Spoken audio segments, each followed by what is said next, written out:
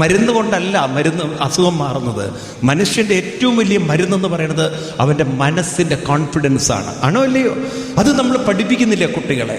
മനസ്സിൻ്റെ ധൈര്യമാണ്, മനസ്സിൻ്റെ ശക്തിയാണ് ഏറ്റവും വലിയ മരുന്നെന്ന് പഠിപ്പിക്കാൻ ഇന്ന് ഏത് അച്ഛനമ്മമാർക്ക് സാധിക്കുന്നുണ്ട്? അപ്പം അങ്ങനെയുള്ളൊരു കഴിവുള്ളൊരു മനസ്സ്, കരുത്തുള്ളൊരു മനസ്സ് കുട്ടികൾക്ക് വേണം എന്ന് നിങ്ങൾ ആഗ്രഹിക്കാത്തതുകൊണ്ടല്ല.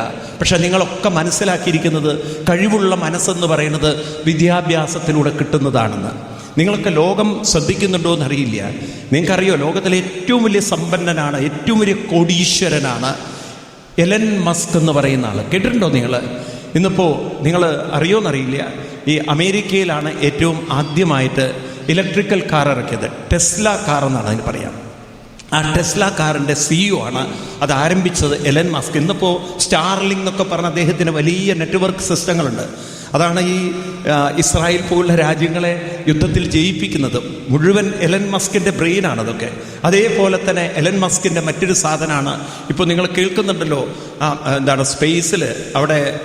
സ്പേസിൽ അവിടെ മനുഷ്യന് താമസിക്കാൻ പറ്റുന്ന സ്റ്റേഷൻസ് ഉണ്ട് എന്നുള്ളത്. സ്പേസ് സ്റ്റേഷൻ എന്നൊക്കെ കേട്ടിട്ടുണ്ടോ നിങ്ങൾ? കേട്ടിട്ടുണ്ടോ? അവിടെ ആകാശത്തിൽ ആളുകൾ താമസിക്കുന്നുണ്ട്, കേട്ടിട്ടുണ്ടോ? അപ്പോൾ അവിടേക്കൊക്കെ ആളുകളെ കൊണ്ടുപോകുന്ന റോക്കറ്റുകളൊക്കെ ഡെവലപ്പ് ചെയ്യുന്ന അങ്ങനെയൊക്കെ ഒരുപാട് കാര്യമുള്ള ആളാണ് ഈ എലൻ മസ്ക്. അദ്ദേഹം ഒരു കമ്പനിയിലേക്ക് കുട്ടികളെ റിക്രൂട്ട് ചെയ്യണം. അതിന് അദ്ദേഹം അഡ്വർടൈസ്മെൻറ്റ് ചെയ്തു. അതിപ്പോൾ വലിയൊരു ചർച്ചാ വിഷയമായിരിക്കണം അമേരിക്കയിൽ. നിങ്ങൾ ആരെങ്കിലുമൊക്കെ ശ്രദ്ധിക്കണ്ടോ എന്നറിയില്ല. എന്താ അറിയോ അദ്ദേഹം അഡ്വർടൈസ് ചെയ്തത്? I don't want educated, I want skilled എന്ന്. I don't look into your qualification, I don't look into your school college certificate, I look into your skill. ഞാൻ നിങ്ങളുടെ കഴിവിനെ മാത്രമേ നോക്കുന്നുള്ളൂ, എനിക്ക് നിങ്ങളുടെ സർട്ടിഫിക്കറ്റേ ആവശ്യമില്ല എന്ന്. അപ്പോൾ ഇതിപ്പോൾ ഇവർ വലിയ ചർച്ചയ്ക്ക് ഒരു വഴിവെച്ചിരിക്കുകയാണ്. അതായത് വിദ്യാഭ്യാസവും കഴിവും തമ്മിൽ യാതൊരു, ഉറക്കെ പറയൂ, ഒരു ബന്ധുവില്ല. എനിക്ക് സർട്ടിഫിക്കറ്റ് ഉള്ളവരെ വേണ്ട, തുറന്നു പറഞ്ഞിരിക്കുകയാണ് അദ്ദേഹം. എനിക്ക് വിദ്യാഭ്യാസമുള്ളവരെ വേണ്ട, എനിക്ക് കഴിവുള്ളവരെയാണ് വേണ്ടത്.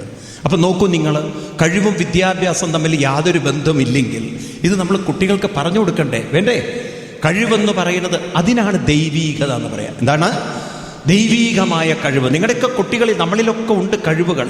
എല്ലാവരിലും കഴിവുകളുണ്ട്, ദൈവീകമായ കഴിവുകളുണ്ട്.